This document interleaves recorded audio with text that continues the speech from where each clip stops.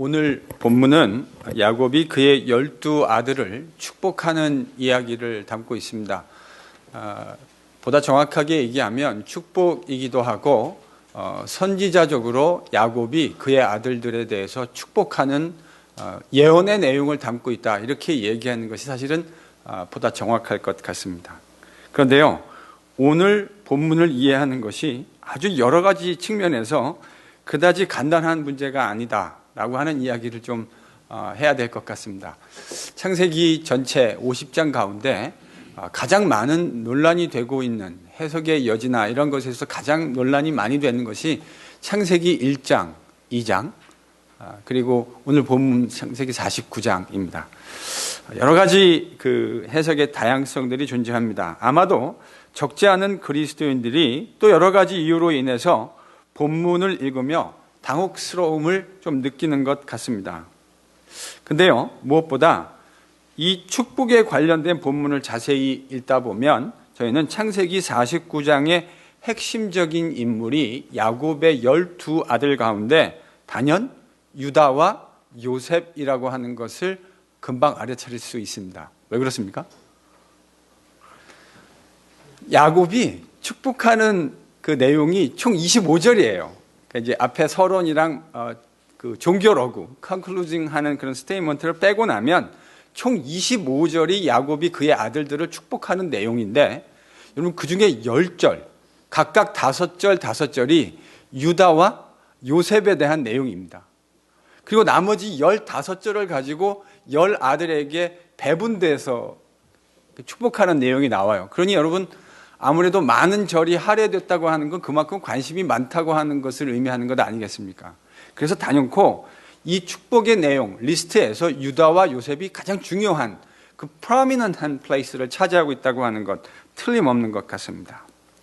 제가 과거에 성도들과 성경 공부할 때 성도들이 저한테 참 많은 질문을 했는데 그 리스트 중에 적지 않았던 부분이 창세기 49장이었던 것 같아요. 목사님, 49장 정말 이상합니다. 여러분, 뭐가 제일 이상할까요? 아니, 이게 무슨 축복입니까? 이런 이야기가 제가 제일 많이 들었던 질문 중에 하나였습니다. 사실 전혀 이상하지 않죠. 이런 생각을 하게 만드는 내용들이 본문 안에 등장하는 것 사실입니다. 우리가 가장 먼저 생각해 봐야 하는 것은 야곱의 장남이었던 루벤입니다. 여러분, 루벤에 대한 내용이 3, 4절에 있는데요, 제가 참목소리로 3절, 4절을 같이 읽도록 하겠습니다. 여러분, 지금 권능이 탁월하지만 너는 물의 끓음 같았기에 결과적으로 탁월하지 못할 것이다. 여러분, 이게 루벤에게 준 야곱의 이야기입니다. 여러분, 이게 축복입니까? 아니, 위풍과 권능이 탁월했지만 결과적으로 너는 탁월하지 못할 거다. 지금 이게 야곱이 루벤에게 하는 이야기의 핵심 아닙니까? 여러분, 이게 축복으로 보이십니까? 우리가 자식들을 일반적으로 축복하는 그 내용과는 분명하게 거리차가 느껴지고 온도차가 느껴지지 않습니까? 이뿐만이 아니죠. 시므온과 레위의 이야기도 살펴보아야 합니다. 여러분, 7절 한번 살펴보실까요? 여러분, 이쯤 되면 이게 축복입니까? 아니, 뭐라 그러냐면 노여움이 혹독하니 저주를 받을 거고 분기가 맹렬하니 저주받을 거다. 내가 너를 야곱 중에서 나누며 이스라엘 중에서 흩을 거다. 여러분, 세상에 이런 축복이 어디 있습니까? 저주를 받는다는 말이 등장할 뿐만 아니라 야곱 중에서 나누고 이스라엘 중에서 나눠지게 될 것이다. 여러분, 실제로 시므온 지파는 이스라엘의 정복전쟁에서 가장 먼저 나누어있는 백성이 되어집니다. 야곱이 한 축복, 예언대로 실제로 되어지죠. 아니, 도대체 이런 것을 어떻게 축복이라고 할 수 있느냐? 이게 이제 제가 제일 많이 들었던 질문 중에 하나입니다. 그래서 어떤 분들이 이렇게 이야기하는 것도 제가 들었습니다. 목사님, 이거는요, 과거에 야곱이 겪었던 사건들을 야곱이 마음속에 이렇게 가지고 있다가 자기가 죽을 때 마지막에 자식들의 인생에다가 저주를 퍼붓고 죽은 것 아니냐, 이렇게 이야기하는 성도님도 제가 만나봤습니다. 실제로 그렇게 말씀하시는 분 들어봤어요. 물론 그 말에 저는 동의하진 않습니다. 그 말에 동의한다고 하는 건 또 다른 차원의 이야기이겠지만 적어도 왜 그분들이 그런 질문을 했는가 하는 것에 대해서 저희들이 충분히 이해할 수 있을 것 같지 않습니까? 질문이 이거죠. 아니, 이런 게 어떻게 축복일 수 있습니까? 하는 질문입니다. 근데요, 우리가 무엇이라고 느끼고 생각하던 것과 관계없이 성경 창세기 49장 28절 본문은, 즉 하나님의 말씀은 이것이 뭐라고 얘기하고 있습니까? 축복이라고 얘기하고 있어요. 그러니까 28절 하나님의 말씀은 이 전체적인 이야기를 큰 프레임 안에서 축복이라고 하는 관점에서, 그 퍼스펙티브 안에서 이 이야기를 설명해 가고 있다고 하는 것입니다. 그렇다고 한다면 이 축복이라 하는 것은 우리가 일반적으로 생각하는, 세상에서 얘기하는 그런 종류의 축복이 아님에 틀림이 없습니다. 그렇죠? 우리가 이상하다고 느끼는 이유는 우리가 일반적으로 생각하는 그런 축복의 개념하고 다르기 때문이에요. 그래서 본문이 말하려고 하는 축복은 우리가 세상에서 일반적으로 생각하는 그런 축복이 아니라고 하는 것, 틀림없는 것 같습니다. 그러면 이 축복이란 말 어떻게 이해해야 할까요? 사실 여러분, 이 질문에 대한 대답 우리가 지난 시간에 어느 정도 저는 했다고 생각합니다. 맞습니까? 지난 시간에 여러분, 제가 축복이 뭐라고, 창세기가 얘기하는, 창세기 48장이 이야기하는 축복이 뭐라고 말씀드렸습니까? 창세기가 48장이 얘기했던 축복은 우리가 일반적으로 생각하는 그런 세속적인 축복이 아닙니다. 그럼 창세기가 얘기하는 축복은 어떤 축복이었습니까? 하나님의 백성됨의 축복이었습니다. 여러분, 48장에서 분명히 그 사실을 이야기하고 있지 않습니까? 창세기 48장이 얘기했던 축복은 하나님 백성 되는 축복이었어요. 지난 시간에 요셉이 그의 아버지 야곱의 축복을 기대하고 그의 두 아들 므낫세와 에브라임을 데리고 나왔습니다. 무슨 축복을 받기 위해서요?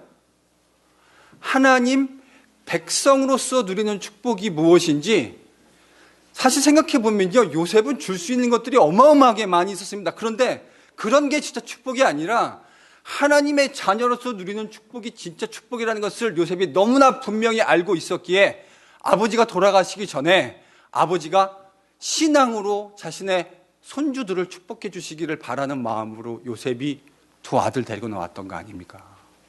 그러니까 야곱이 주려 했고 요셉이 기대했던 축복은 하나님 백성으로서 누리는 축복이라고 하는 것이 48장에서 너무 분명하지 않았습니까? 여러분, 바로 이와 같은 축복의 개념이 오늘 본문을 이해하는 데 키입니다. 왜 이것이 저주처럼 보이고, 심지어 저주라는 단어가 두 번이나 반복됨에도 불구하고 왜 큰 그림에서 이것이 축복일 수밖에 없느냐? 여러분, 이 이야기는 오늘 이 본문의 내용이 이스라엘의 12지파의 수장이 되어지는, 하나님의 백성이 세워지는 기념민적인 사건을 야곱이 이야기하고 있기 때문에 큰 그림에서 이것이 무엇이라고요? 축복이라고요. 그렇게 이해하셔야 이 이야기가 큰 그림에서 이해가 돼요. 여러분, 본문이 아까 말씀드린 대로 이해하는 것이 절대로 쉬운 것이 아니라고 말씀드렸습니다. 제가 그 다양한 이야기를 지금 이 짧은 설교 한 편에 다 할 수 없습니다. 왜냐하면 이 이야기들이 어떻게 이스라엘의 역사에서 성취되어지는가라고 하는 관점이 매우 중요한 관점 아니겠습니까? 되게 다양하고 여러 가지 논쟁점들이 있어요. 그걸 다 말씀드릴 수 없습니다. 그러나 그럼에도 불구하고 이 일들은 틀림없는 하나님의 축복입니다. 왜 그렇습니까? 하나님의 언약 백성 이스라엘의 수장이 되어지는 사람들이 세워지는 이야기를 야곱이 하고 있기 때문에, 바로 그 이유 때문에, 하나님의 백성들이 세워지는 이야기를 하고 있기 때문에 이 이야기가 축복의 이야기라고 하는 것입니다. 여러분, 이런 관점은 28절에서도 분명하게 밝혀져 있습니다. 여러분, 28절을 같이 한번 읽어보겠습니다. 틀림없지 않습니까? 이들은 이스라엘의 뭐라고요? 12지파라고요. 그 12지파를 야곱이 그 지파의 조상이 되는 사람들로, 즉 하나님의 백성으로 지금 축복하고 있다고 하는 것입니다. 그래서 뭐가 된다고요? 이것이 축복이 되는 것입니다. 왜 그렇습니까? 그들 편에서 메리트가 하나도 찾아볼 수 없음에도 불구하고 하나님의 전적인 은혜로 그들이 하나님의 백성이 되는 은혜를 누리게 되기 때문입니다. 그래서 틀림없는 축복입니다. 그런데 여기서 우리가 간과하지 말아야 할 것이 한 가지 있습니다. 하나님의 백성됨이라고 하는 것, 그것은 틀림없이 은혜로 되어지는 것이지만 그 은혜가 결코 값싼 은혜가 아니라고 하는 점을 기억하셔야 합니다. 뭐라고요? 그 은혜는 하나님께서 거저 주시는 하나님의 은혜로 되어지는 것이지만 그 은혜로 되어진다고 하는 것이 하나님의 은혜가 결코 값싼 은혜가 아니라고 하는 점을 우리가 꼭 기억해야 합니다. 성경은 왜 하나님이 아브라함을 그의 백성 되게 하셨는지 아브라함 편에서 그 이야기를 우리에게 이야기해 주지 않습니다. 아브라함뿐만이 아니에요. 이삭과 야곱과 그의 아들들, 그들에게 있어서도 역시 그들이 왜 하나님의 백성이 되어야 하는지를 하나님이 설명해 주지 않습니다. 적어도 성경이 그들 편에서 어떤 메리트를 우리에게 분명하게 얘기해 주지 않아요. 그들은 하나님 백성 되기에는 너무나 많은 약점과 부족함들을 가지고 있지 않았습니까? 마치 우리가 하나님 백성 되기에 똑같은 약점과 연약함을 가지고 있는 것과 마찬가지인 것처럼요.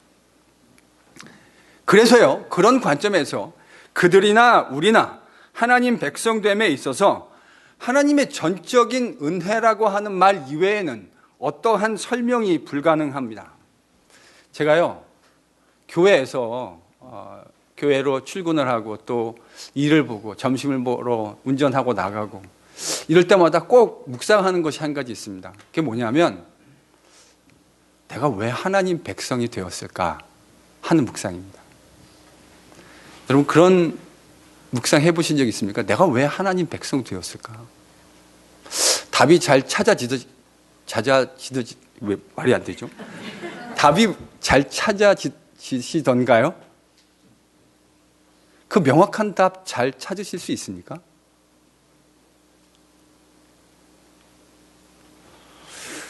저는 예수님 믿고 난 후에 내가 왜 하나님 백성 됐을까 하는 묵상을 참 많이 해봤습니다. 근데요, 묵상할 때마다 똑같은 결론이에요. 아무런 이유를 적어도 제 편에서 찾을 수 없습니다. 내가 왜 하나님 백성이 돼야 하는지. 여러분, 그걸 잘 찾으실 수 있는 분은 다시 한번 잘 생각해 보셔야 할 거예요. 내 편에서 내가 왜 하나님 백성이 될 수 있어야 하는지를 그 이유를 찾으실 수 있다면 저는 그 참 어려운 일이라고 생각합니다. 백성이 되기에 적합한 조건보다는 적합하지 않은, 비교할 수도 없을 정도의 분량으로 적합하지 않은 내용들이 훨씬 우리에게 많은 것, 그것이 사실 아닙니까? 그래서 저는 제가 축도할 때 아무리 생각해 봐도 측량할 수 없으신 하나님의 은혜라는 표현을 종종 사용합니다. 그냥 문구로 사용하는 게 아니고요. 정말 그런 생각입니다. 내가 왜 하나님 백성 되었는지, 그분의 은혜 아무리 생각해 봐도 도무지 측량하고 잴 수 없는 거죠. 그러니 은혜죠. 하나님 백성 되는 것, 그들이나 우리나 동일하게 하나님의 은혜라고 하는 그 표현 이외에 다른 말로 설명할 수 있는 방법이 없습니다. 그래서 은혜입니다. 하지만 여러분, 하나님 백성이 되기 위해서 우리 편에서 아무런 메리트를, 그 이유, cause and effect 찾아낼 수 없지만 하나님 백성이 된다고 하는 것은 반드시 거기에 책임이 따른다고 하는 것을 꼭 기억하셔야 합니다. 뭐가 따른다고요? 책임이 따른다고요. 하나님 백성 되는 거 우리 편에서 이유를 찾을 수 없어요. 그래서 하나님이 은혜로 우리를 불러주셨습니다. 그러나 은혜로 불러주신 하나님의 백성이 된다고 하는 것은 반드시 우리에게 요구되어지는 하나님의 백성의 퀄리티가 있다고 하는 사실을 여러분이 꼭 기억하실 수 있기를 바랍니다. 여러분, 오늘 창세기 49장은 그 이야기를 너무나 분명하고 또 매우 선명하게 우리에게 이야기해 주고 있습니다. 좀 전에 잠시 다루었던 루벤 이야기로 다시 한번 돌아가 보죠. 루벤이 장자이니 야곱의 기력의 시작이다. 틀림없는 말 아니겠습니까? 부모에게서 태어난 첫째 아들로서 그는 많은 권능과 많은 지위를 부여받았던 것이 틀림없습니다.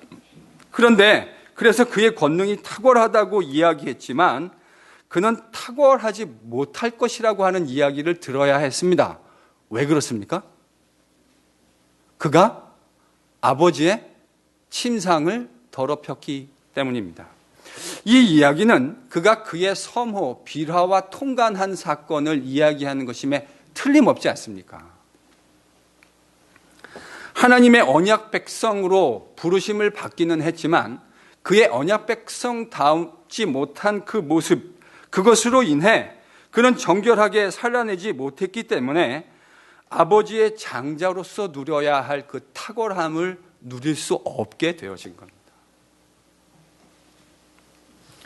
여러분, 언약 백성다운 정결함이 이렇게 중요합니다.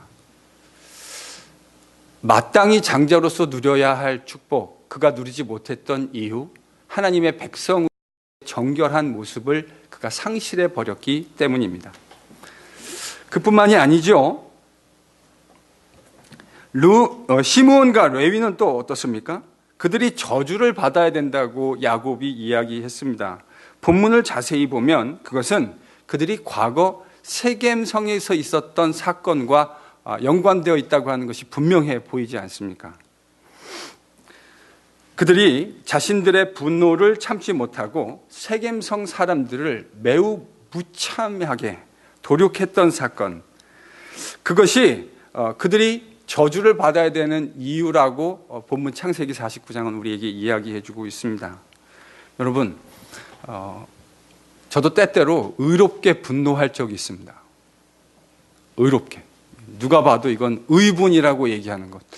그런데 제가 간혹 이런 생각을 해요. 과연 내 의분은 어디까지 정당화될 수 있을까? 의로운 분노로 시작되어지기는 했지만 그것이 나의 분노가 그 의분의 범위를 넘어서는 그런 일들을 저희들이 종종 경험하지 않습니까? 지금 사실 시므온과 레위가 시작한 분노는 그렇게 나쁜 분노는 아니었습니다. 그런데 그 분노가 도를 지나쳐서 그 세겜성에 있는 모든 남자들을 다 씨를 말릴 정도로 죽여야 될 만큼의 그런 상황은 아니었다는 생각이 듭니다. 그런데 그들은 그걸 참지 못했어요. 그래서 저는 제 안에 혹 의분이 들 때도 그렇게 생각합니다. 사도 바울의 말을 생각해요. 우리의 분노가 절대로 하나님의 의를 이루지 못합니다.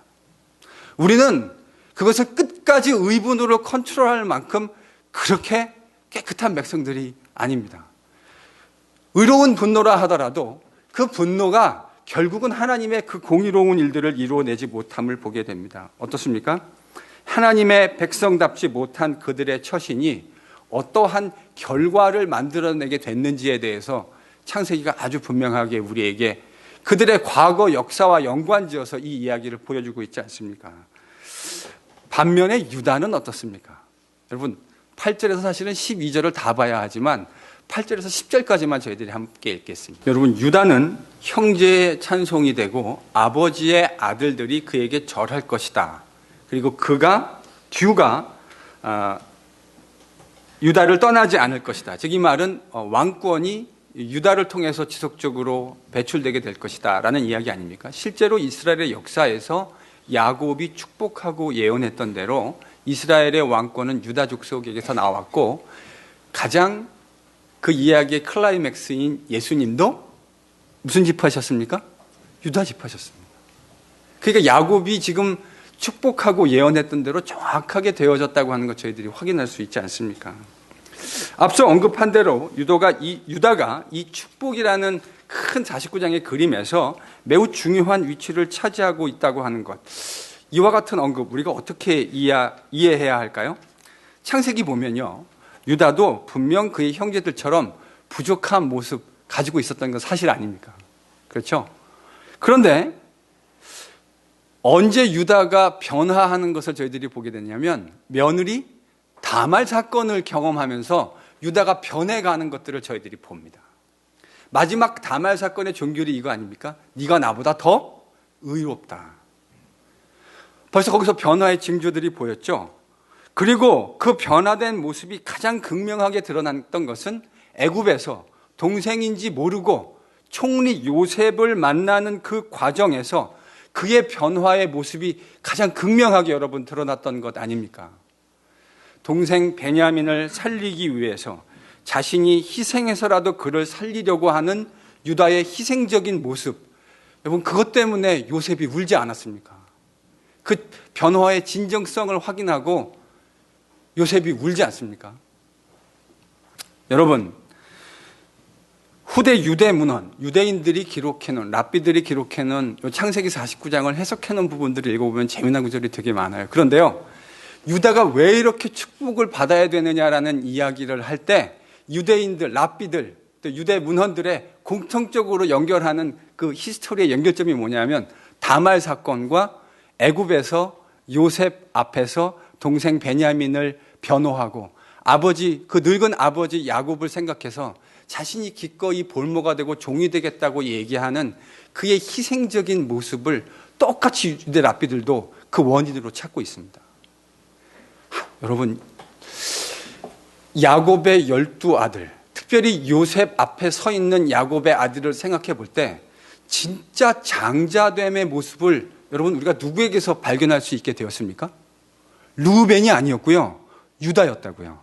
아버지의 마음을 대신해서 첫 장자로 그 아버지의 첫 번째 아들로서 마땅히 보여주어야 할 가장 희생적이고 큰 형으로서의 모습을 루벤이 보여준 게 아니고요, 누가 보여줬어요? 유다가 보여줬어요. 저는 그 랍비들의 해석을 읽어가면서 틀림없다, 이분들이 해석한 이 해석이 틀림없는 해석이 아닌가 하는 생각을 하게 되었습니다. 요셉은요, 저희들이 하도 많이 얘기해와서 제가 더 이상 얘기해야 될 필요가 없을 것이라는 생각을 합니다. 요셉이 이와 같은 축복을 누리게 되어지는 것, 말할 것도 없이 그가 살아왔던 삶과 연관되어 있는 것, 틀림없는 이야기 아니겠습니까? 여러분 어떻습니까? 하나님 백성됨에 있어서는 어떠한 근거도 그들에게서 찾을 수 없습니다. 왜 그들이 하나님 백성이 돼야 하는지 심지어 요셉에게서도 그 근거와 이유를 찾을 수 없어요. 그러나 하나님 백성의 축복된 삶을 누리는 것, 하나님의 백성으로서의 지위를 누리는 것은 그들이 살아가는 모습과 매우 밀접하게 연관되어 있다고 하는 것을 본문이 우리에게 너무나 분명하게 보여주는 것 아닙니까? 시작에 있어서 하나님 백성 되는 것에서는 아무런 근거를 찾을 수 없지만, 그러나 그의 백성으로서의 삶을 누리는 것은 그들의 삶의 모습과 전혀 무관한 것이 아니라고 하는 말입니다. 여러분, 보다 정확하게 이야기해서 야곱은 그러한 하나님 백성으로의 삶을 살아가는 것과 연관해서 자연스럽게 주어진 그 결과가 무엇인지를 선지자적으로 보고 지금 자식들을 축복하고 있는 거예요. 여러분, 유대 전통에 보면 아브라함과 야곱을 선지자로 이야기하는 내용들이 참 많이 나옵니다. 근데 왜 선지자로 야곱을 이야기하냐면 야곱이 자기 개인 분풀이를 아들에게 저주를 퍼붓고 있는 것이 아니고요, 믿음으로 하나님이 그에게 보여주신 내용을 자식들에게 있는 그대로 믿음으로 지금 선포하고 있는 거예요. 그래서 이 내용이 그래서 축복이라고 얘기하는 것이고, 그래서 유대인들은 야곱을 선지자 가운데 한 명이라고 생각하게 되는 것입니다. 그러니까 지금 야곱이 하고 있는 이 축복은 선지자적 축복입니다. 그것이 바로 야곱이 하고 있는 축복이 가지는 성격이라고 생각합니다. 사랑하는 성도 여러분, 그렇다면 오늘 본문을 저희들이 같이 함께 묵상하면서 저희들이 배워야 할 것이 무엇일까요? 언약 백성의 축복된 삶에는 그에 어울리는 삶이 반드시 요구된다고 하는 것입니다. 뭐가 요구되어진다고요? 언약 백성에게는 그 언약 백성의 삶의 모습과 어울리는 요구되어지는 삶의 퀄리티가 있다고 하는 것입니다. 언약 백성에게 요구되어지는 삶을 살아가게 되어지는 것, 여러분 그것이야말로 진정한 축복입니다. 믿으실 수 있는 은혜가 있기를 바랍니다. 창세기가 말하는 축복은 당신들이 이렇게 살게 되어지면, 조건절로 얘기해서 이렇게 살면, if 하면 이러이러한 축복들을 누리게 될 겁니다라는 것을 이야기하는 것이 아니고요, 그들이 그러한 하나님의 백성으로 하나님 백성다운 신실한 모습으로 살아가게 되어진 그 자체를 뭘로 얘기한다고요? 그게 축복이라고요. 여러분, 이건요, 신약이나 구약이나 똑같은 영적인 원리가 적용되는 내용입니다. 많은 성도들이 요한복음을 읽으면, 우리가 요한복음 그러면 흔히 떠올리는 첫 번째 개념이 영생 아닙니까? 그렇죠? 요한복음에 영생이라는 말이 참 많이 나오니까요. 그런데 영생이라고 하는 것을 마치 우리가 죽은 후에 육체를 벗고 난 후에야 누리게 되어지는 그 무엇인가, something으로 생각하는 경향들이 있습니다. 여러분, 그거는요, 사도 요한이 이야기하려고 하는 영생하고는 근본적으로 맞지 않는 그림입니다. 사도 요한이 얘기하는 영생이라는 건 이런 거예요. 예수 그리스도를 믿음으로 말미암아 이 땅에서 무슨 생명을 누리는 거예요? 예수님의 생명을 누리고 그 생명을 영원토록, 그래서 그 생명을 우리가 이 땅을 살아가면서 누리고 심지어 죽은 후에도 영원토록 누리게 되어지는 것, 그것이 뭐라고요? 그게 요한이 이야기하는 영생입니다. 여러분, 기독교의 축복도 마찬가지예요. 우리가 이렇게 살아가게 되어지면 그제서야 하나님이 우리에게 이런 축복을 주실 것이라고 이야기하는 것은 저는 근본적으로 기독교가 얘기하는 축복의 개념과 거리가 멀다고 생각합니다. 그럼 기독교가 얘기하는 축복은 뭡니까? 하나님이 은혜로 우리를 불러주셨는데 그 하나님의 백성다운 모습으로 살아가게 되어지는 것, 그것 자체가 뭐라고요? 그게 성경이 얘기하는 축복입니다. 그리고 그런 삶을 산 것에 대한 자연스러운 결과를 지금 누가 얘기하고 있는 거예요? 야곱이 그의 아들들에게 이야기하고 있는 것입니다. 믿으실 수 있는 은혜가 있기를 바랍니다. 여러분, 제가 사과나무를 교회 앞에다가 하나 심었다고 생각해 보십시다. 그러면 사과나무가 자라고 나서 가을이 되면, 언제인지는 모르겠지만, 안 심어봐가 잘 모르겠어요. 사과나무를 심으면 몇 년이 지나야 사과가 나오는지 잘 몰라요. 근데 그 사과나무가 자연스럽게 자라나서 가을이 되면 풍성한 사과들을 열매 맺게 되어지는 것 아닙니까? 여러분, 기독교의 축복이란 건 이런 거예요. 그냥 내가 잘하고 나중에 하나님이 엑스트라 썸띵을 주시는 것이 아니라 이미 이 땅에서 그의 백성으로 백성다운 모습으로 살아가게 되어지는 것, 그것 자체가 기독교가 얘기하는 축복이라고 하는 사실, 저희들이 확실히 붙들 수 있기를 바랍니다. 여러분, 그러니까 내가 이렇게 하면 하나님이, 우리가 맨날 그렇게 하나님한테 딜하잖아요. 여러분, 딜 안 하세요? 그런 딜하는 마인드가 우리의 마음속에 얼마나 많이 있습니까? 하나님, 제가 이거 하면 아마 하나님이 이러실 거예요. 좀 고마해라, 진짜. 좀 고마해라. 여러분, 하나님하고 좀 딜 좀 하려고 하지 마세요. 여러분, 그거는 기독교가 얘기하는 축복의 삶이 아니에요. 그냥 그렇게 살게 되어졌다는 사실을 아버지께 감사하면 아버지가 여러분에게 필요한 것 시마다 때마다 공급해 주시는 줄로 믿습니다. 그렇게 사는 게 기독교가 말하는 축복이라고요. 하나님, 제가 이렇게 하면, 요거 헌금 드리면 이렇게 축복해 주시렵니까? 하나님을 그렇게 얄팍한 분으로 만들어가지 마십시오. 하나님은 여러분이 생각하는 것보다 훨씬 큰 분이세요. 내가 하나님 백성으로 이 땅을 아름답게 살아가게 되어지는 것, 그 자체가 내가 누릴 수 있는 가장 영광스러운 축복이라는 사실을 믿을 수 있는 우리가 되실 수 있기를 간절히 축원합니다. 여러분, 이게 기독교가 얘기하는 진짜 축복입니다. 우리는 예수 그리스도의 은혜로 하나님 백성 되는 그 은혜를 누리게 되었습니다. 우리 편에서 아무런 메리트를 찾을 수 없을 때, 바울의 표현을 빌리자면 우리가 아직 죄인 되었을 때에 하나님께서 하나님의 사랑이 어떤 것인지를 그리스도를 통해서 우리에게 너무나 분명하고 선명하게 보여주셨습니다.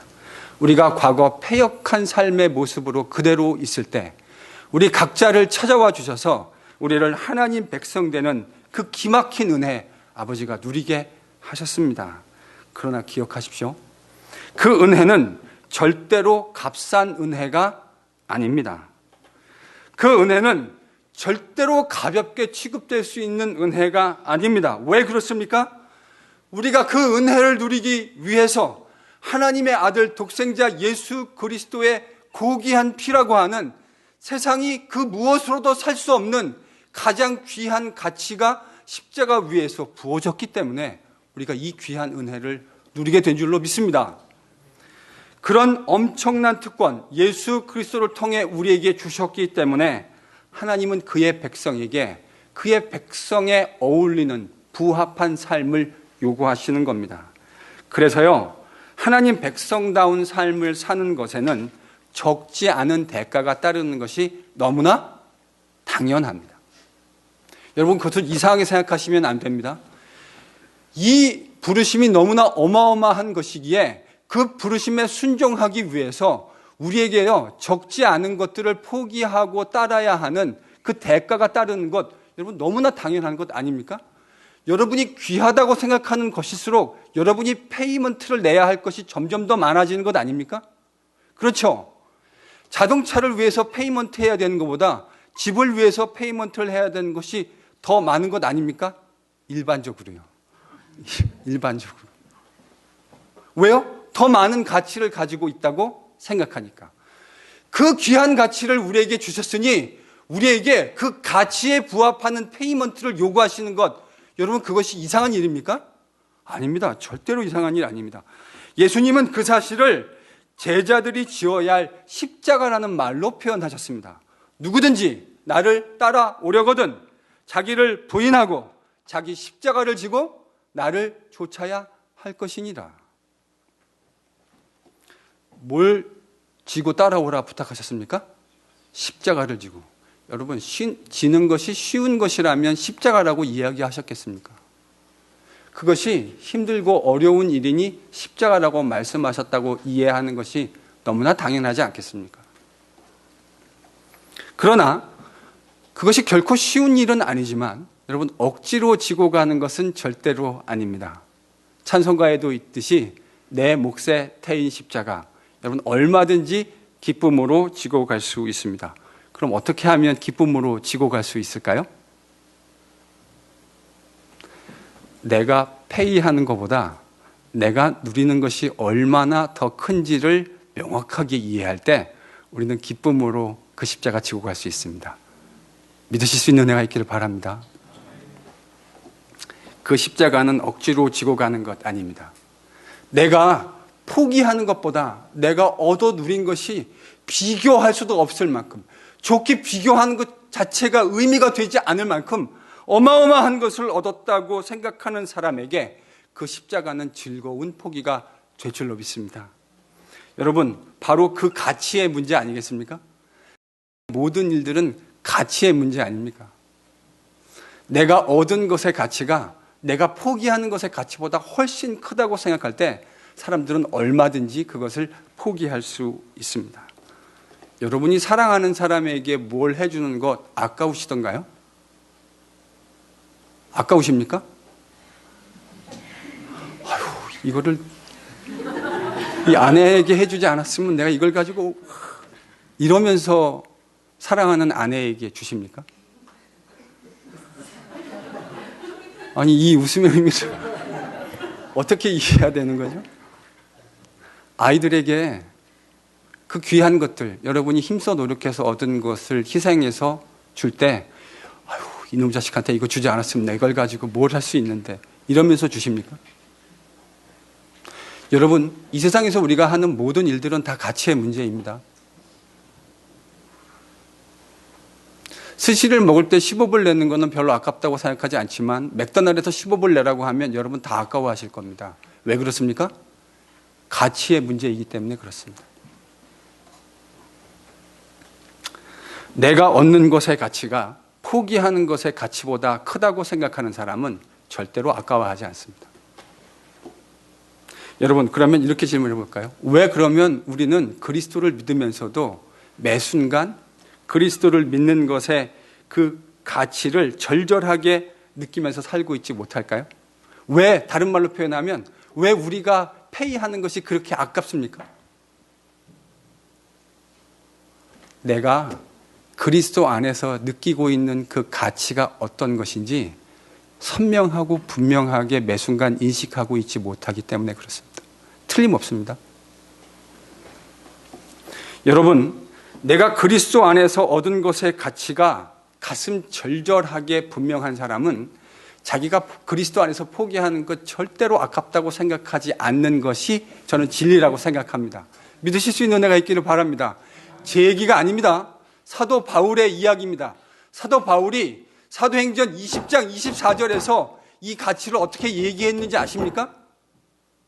나의 달려갈 길과 주 예수께 받은 사명, 곧 하나님의 은혜의 복음 증거하는 일을 마치려 하면은 나의 생명조차 조금 더 귀한 것으로 여기지 아니하노라. 여러분, 두 개의 가치 대립이 보이십니까? 사도 바울이 자기 육신의 생명의 가치보다 하나님께서 그리스도 예수 안에서 허락하신 복음의 가치를 얼마나 더 고귀하게 생각하고 있었는지 여러분, 바울의 이 스테이트먼트에서 그것이 극명하게 느껴지지 않으세요? 저는 대학 때요, 이 이야기를 사도행전에서 읽고 난 다음에 이 이야기를 내 평생의 모토로 삼아야 되겠다고 생각하고 학교 도서관에 가는 날 책을 열기 전에 성경책 펴놓고 사도행전 20장 24절을 제가 아마 수백 번, 수천 번, 모르겠습니다. 얼마를 읽었는지. 아무리 못 읽었어도 한 10,000번은 읽고 암송하고 지하철에서 출퇴근하고 학교에 통학하면서 매일 이 말씀을 묵상하고 암송했습니다. 제 마음속에 그리스도 예수의 복음의 가치가 그렇게 절절하게 흘렀으면 좋겠다라는 마음으로 그렇게 암송했어요. 사도 바울이 자기의 생명이 귀하지 않아서 그런 고백을 했겠습니까? 세상에 자기 생명 안 아까운 사람 누가 있겠습니까? 다 자기 생명 귀하죠. 그런데 그 자기의 생명조차도 그리스도 안에서 발견한 가치와 비교했을 때 아무것도 아닌 것으로 여길 수 있는 여러분, 이 비밀이 느껴지십니까?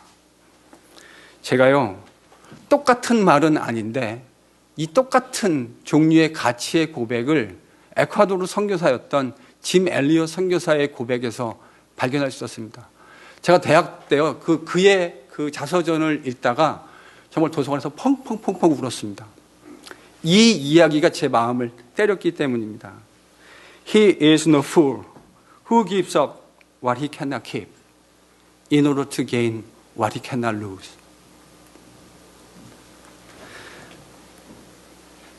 절대로 포기할 수 없는 것을 얻기 위해서 내가 영원히 간직할 수 없는 것을 잃어버리는 사람은 여러분 절대로 바보가 아닙니다. 이게 짐 엘리엇의 고백 아닙니까? 절대로 상실할 수 없는 그 예수 그리스도의 가치를 발견한 사람만이 그 절대로 상실할 수 없는 것에 비교해서 내가 영원히 지킬 수 없는 상대적 가치의 의미들을 제대로 이해하고 제대로 평가할 수 있게 되어지는 것 아니겠습니까? 저는 이 짐 엘리엇 선교사의 이 고백을 들으면서 제가 늘 묵상했던 사도 바울의 이 사도행전 20장 24절의 말씀이 생각났습니다. 나의 달려갈 길과 주 예수께 받은 사명, 곧 하나님의 은혜의 복음 증거하는 일을 마치려 하면은 나의 생명조차 조금도 귀한 것으로 여기지 아니하노라. 여러분, 하나님의 언약 백성으로서의 풍성한 삶을 살고 싶지 않으십니까? 하나님이 우리를 불러주셨는데 그 풍성한 하나님의 백성으로의 삶을 살고 싶지 않으십니까? 그런 삶을 사는 데는 반드시 페이먼트가 따라오기 마련입니다. 그런데요, 그 페이먼트는 내가 예수 안에서 얻은 진정한 축복의 가치를 재발견할 때 얼마든지 작아질 수 있습니다. 그리스도 예수 안에서 내가 누리는 그 엄청난 가치를 재발견할 때, 날마다의 삶 속에서 재발견할 때 그 페이먼트는 아무것도 아닌 것이라고 하는 사실을 깨닫게 되어집니다. 여러분, 우리가 하나님께 드리고 하나님께 헌신하는 것이 힘들고 버겁고 때로는 내가 포기하는 것이 매우 커 보일 때가 있죠. 여러분, 틀림없습니다. 그럴 때는 여러분 안에 예수님이 작아져 계시는 겁니다. 여러분이 포기하는 것보다 예수님의 가치가 작으니까 아깝고 힘들고 어렵다는 생각이 듭니다. 예수님이 여러분이 페이해야 되는 그 희생의 가치보다 훨씬 크다고 느끼면서 아깝거나 힘들다고 생각하는 사람 없습니다. 예수 안에서 발견한 삶과 그 생명이 가장 고귀하고 아름답기에 내가 영원히 붙을 수 없는 그것들을 내려놓을 수 있는 삶. 저는 여러분, 그런 삶이 진짜 축복의 삶이라고 믿습니다. 그게 기독교가 얘기하는 축복입니다. 그렇게 살아가면 하나님이 무엇인가를 더 주는 것, 그것이 축복이 아니고요.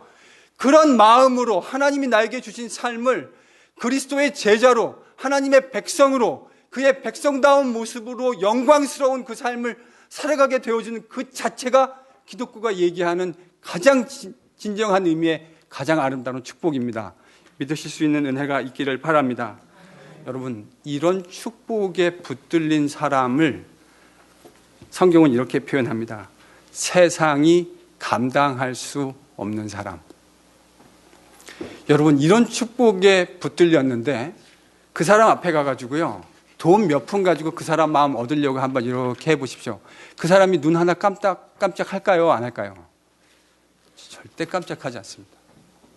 세상에 돈 아깝지 않은 사람 없습니다. 그러나 그 가치의 경중을 놓고 따졌을 때 절대로 그 돈 때문에 하나님 안에서 얻은 가치를 포기할 사람이 없습니다. 그러니 세상이 감당할 수 없죠. 세상에 있는 수많은 사람들은 이거 가지고 흔들어대면 거기에 온통 시선이 팔려가지고 모든 것 다 내어줄 것처럼 하지만 그리스도 안에서의 가치를 발견한 사람은요, 거기에 눈 하나 깜짝하지 않습니다. 한번 흔들어 보십시오. 그 사람들이 어떻게 반응하는지. 여러분, 이게 진짜 축복입니다. 세상이 감당할 수 없는 사람들이 되어지는 겁니다. 저는 이것이 기독교가 얘기하는 진정한 축복이라고 생각합니다. 그 세상이 감당할 수 없는 예수 그리스도의 제자, 그 사람들이 우리 NGPC에 점점점 시간이 가면 갈수록 더 풍성하게 차고 넘치는 은혜와 축복이 우리의 것이 될 수 있기를 간절히 축원합니다. 기도하겠습니다.